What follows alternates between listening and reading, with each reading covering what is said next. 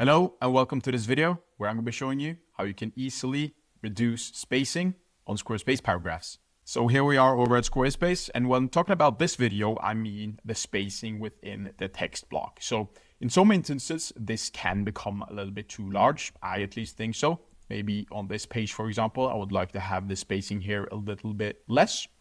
And what I then could do is, instead of writing this is a test and having a simple enter, I can actually write this is a test and hold in shift enter and say this is our test. And as you can see there, the exact same block did not do anything inside the designer. I just added a normal text block and did shift enter, and then you can see the spacing between those two blocks became less. That was this very simple tutorial. I hope you found it useful. Please leave a like and subscribe if you did. And if you want me to build your Squarespace website, the links are down below. And as always, enjoy the rest of your day.